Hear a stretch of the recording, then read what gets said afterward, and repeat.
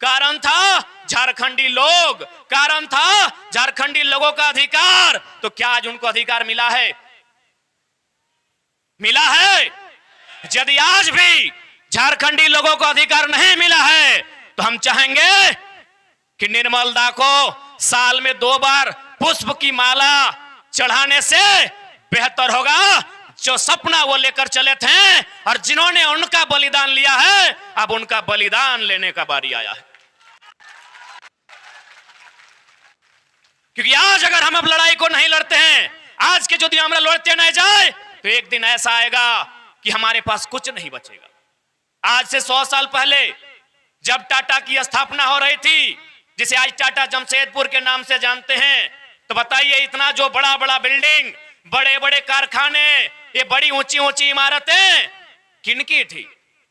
ना यहाँ ऊंचा इमारत था, ना कल कारखाना था, ना कोई फैक्ट्रियां थी। यहाँ क्या था? खुला मैदान था। यहाँ खेत खलिहान था जहां हमारे पूर्वज खेती करते थे, 4 प्रकार की फसलें उगाते थे, अपना जीवन यापन करते थे। आज हमें क्या मिला?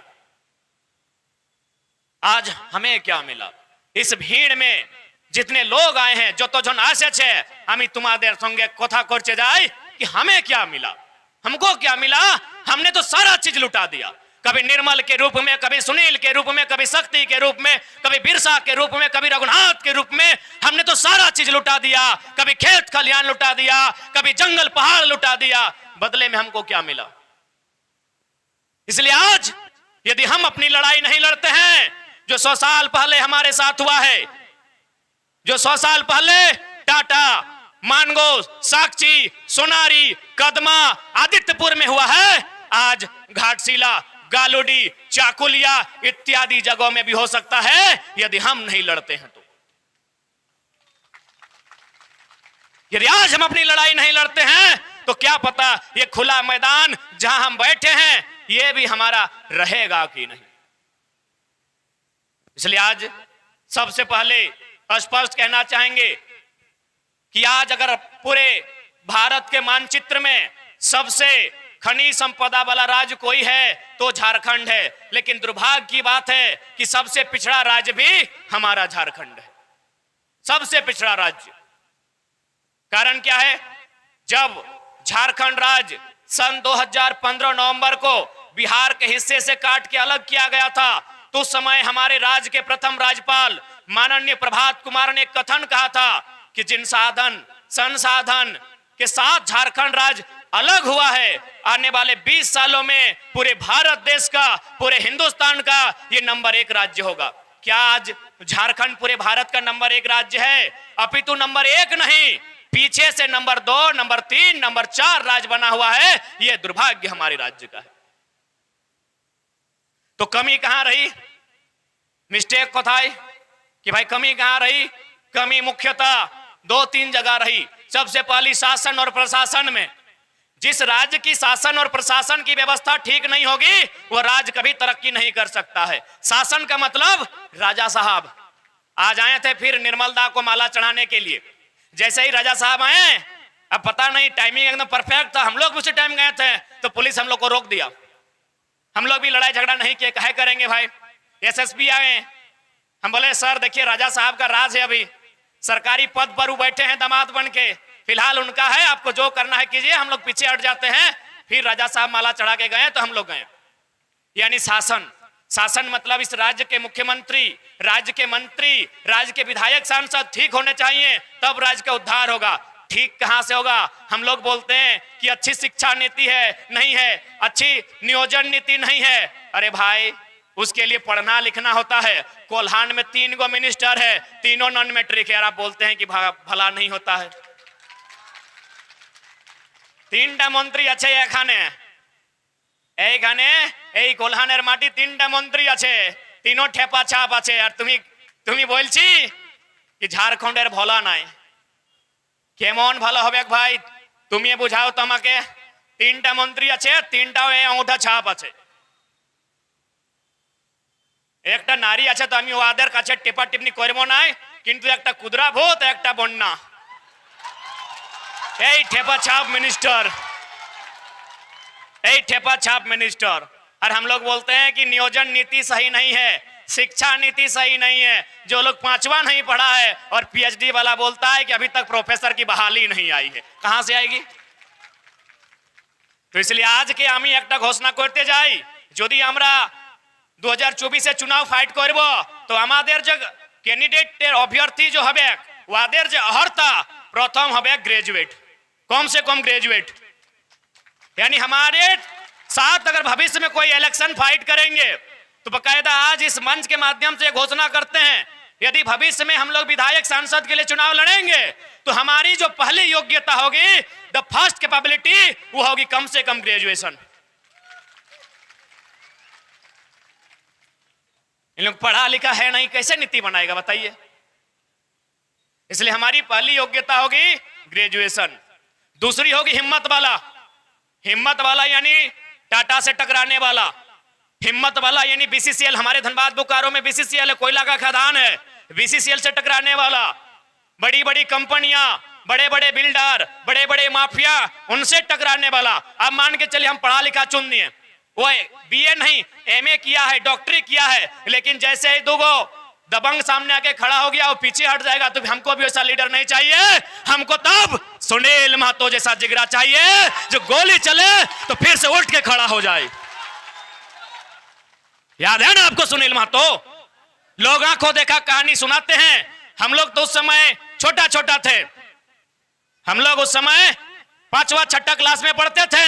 लोग कहानी सुनाते हैं हमारे धनबाद में कि जब सुनील दा को गोली मारा गया तो शायद एक आध गोली लगा था, यानी तब तक उनको कुछ नहीं हुआ था। और होगा कैसे रे, बड़का कड़ा जैसा थे तो कैसे एक गोली में होगा? एक गोली उसको क्या कबाड़ लेगी भाई? सुनील दा का फोटो देखबे करते हैं, ये माताल कड़ा, तो एक गोली में क्या होगा? तो लोग बताते हैं कि उनको 1-2 गोली लगी, सुनील दा जमीन में गिर गए, उसके बाद फिर सर उठा के खड़ा हो गए। तो हमको ऐसा एमपी एमएलए चाहिए, हमको ऐसा एमपी एमएलए चाहिए जो टाटा की दलाली नहीं करे बल्कि पूरी दुनिया में टाटा का पोल खोल के रख दे। जो टाटा आज कहती है कि हमने भारत की उन्नति में योगदान दिया, हमने राष्ट्र की उन्नति में योगदान दिया, हम पूरी दुनिया के सामने कहेंगे कि जिन्होंने तुम्हारी उन्नति में योगदान दिया, यानी तुमको जमीन दान दिया, आज वे लोग कहां हैं? बताओ टाटा, बताओ तुम। आज टाटा पूरा दुनिया को कहता है कि हमने उन्नति में योगदान दिया है, हमने अर्थव्यवस्था में योगदान दिया है। तो पूरी दुनिया के सामने सवाल करेंगे, स्वर्णरेखा नदी का पानी आपके बाप का था, जब प्रदूषित कर दिया है। ऐसा सांसद चाहिए जो दिल्ली में बिल्ली की तरह नहीं, शेर गर्जना मारे और जो भी सामने आए वो जमीन पर उससे बैठकर बात करे। इसलिए हमें पढ़ा लिखा प्लस हिम्मत वाला, नहीं तो पढ़ा लिखा होगा बोलेगा केस मुकदमा हो जाएगा, पीछे भाग जाएगा, नहीं चाहिए हमको। ऐसा पढ़ा लिखा भी नहीं चाहिए, पढ़ा लिखा प्लस हिम्मत वाला चाहिए। क्योंकि आने वाला दिन हमारी जो लड़ाई होने वाली है, एक से बढ़कर माफियाओं से लड़ाई होगी। हमारी लड़ाई माफियाओं से होगी, हमारी लड़ाई बड़े बड़े गुंडों से होगी, हमारी लड़ाई उनसे होगी। ऐसे में हमें एक ऐसे लीडर की दरकार है जो हमारी लड़ाई को लड़ सके। आज आप देख सकते हैं झारखंड के किसी कोने में चले जाएं, यहां के लोगों के साथ अमानवीय व्यवहार किया जाता है। ऐसा व्यवहार किया जाता है कि जैसे यहां के लोग इंसान ही नहीं है। आपके यहीं जादूगोड़ा में यूरेनियम पाया जाता है, सुने होंगे आप लोग, एदिके यूरेनियम पाया जाए। उस यूरेनियम को लेकर हैदराबाद जाते हैं, उसके बाद वहां उसका फिल्टर किया जाता है। वही खाने वाई यूरेनियम जो था के वादर फिल्ट्राइजेशन होए, और फिल्टर होने के बाद जो बढ़िया बचता है उसको प्रयोगशाला में रख लिया जाता है हैदराबाद में, और जो कचरा बचता है उसको फिर झारखंड भेजा जाता है। बताइए पूरे ब्रह्मांड में ऐसा अन्याय कहां होता होगा? इसका मतलब क्या समझें कि आपने मार्केट से केला खरीदा, आपने मार्केट से केला खरीदा, केला आप खरीदे हैं साक्षी में और लेकर आए हैं गालोडी, केला खा गए हैं और छिलका जाके फिर साक्षी में रख दिए हैं। यही झारखंड के साथ हो रहा है। यूरेनियम झारखंड में कोड़ते हैं, इसको लेकर जाते हैं हैदराबाद, वहां फिल्टर किया जाता है, जो बढ़िया होता है उसको वहीं रखा जाता है, और जो कचरा बचता है उसको फिर झारखंड में डिपोट किया जाता है। ये अन्याय है कि नहीं बताइए? ये अन्याय है कि नहीं?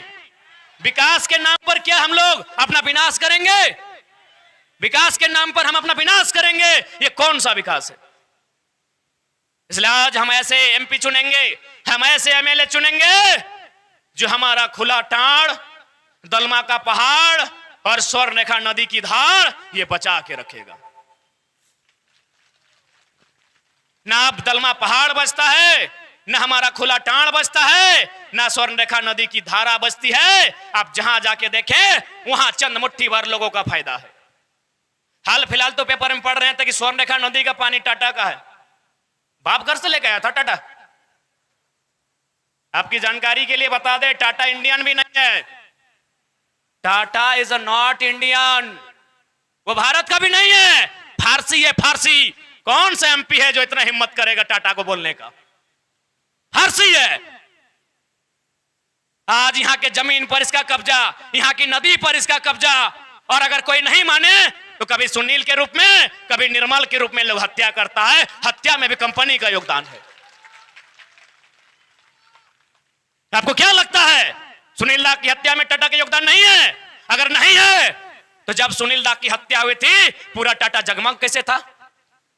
लोग बताते हैं कि जिस दिन शहर में सुनील दा की डेड बॉडी आई थी, टाटा अपनी जुबली मना रहा था, यानी जश्न मना रहा था। यहां का सांसद, यहां का बेटा मृत शैया में पड़ा है और ये जश्न मना रहा था। तब हमको सवाल करना पड़ता है कि आप जश्न इसलिए मना रहे थे कि आपका सबसे बड़ा कांटा रास्ते से हटा था। ऐसा हम यहां के लोग कहते हैं कि जिस दिन सुनील दा की अर्थी शहर में आ रही थी अंतिम विदाई के लिए, ये जुबली मना रहे थे। इसलिए आज जो झारखंड की परिदृश्य को मैं देख रहा हूं, यदि आज अपने अधिकार के लिए नहीं लड़ते हैं, आज यदि अपने बच्चों को लड़ने के लिए तैयार नहीं करते हैं, तो आने वाले 20 वर्षों में, आने वाले 25 वर्षों में झारखंड के भूभाग से कम 20% झारखंडी भूमिहीन हो जाएंगे। ये हम कोई फिल्मी कहावत नहीं कह रहे हैं। आपके गांव में जो सबसे ऊंची इमारत होगी वहां चढ़ जाइए, देखिए शहर का नक्शा, देखिए शहर का भूगोल क्या हुआ है। बड़ी बड़ी इमारतें एक भी आपकी नहीं है। वो जमीन आपका था लेकिन बड़ी बड़ी इमारतें एक भी आपकी नहीं है। केवल टाटा में ही नहीं, फुर्सत मिले हमारे धनबाद आइए, कोयला खिलाएंगे। फुर्सत मिले तो धनबाद आइए, वहां भी दिखाएंगे किस प्रकार बाहर के लोगों ने, बड़े बड़े कंपनियों ने, बड़े बड़े बिल्डर ने वहां के लोगों को भूमिहीन कर दिया है। आइए बोकारो, वहां भी दिखाएंगे। आइए रांची, वहां भी दिखाएंगे। आइए गोड्डा, आपको जहां झारखंड में आने का मन करे आइए, आपको हर जगह की कहानी दिखाएंगे कि किस खंड को लूटा जा रहा है। इसलिए आज मैं स्पष्ट कहना चाहूंगा, आज जो हमारी लड़ाई है, ये लड़ाई हम जो यहां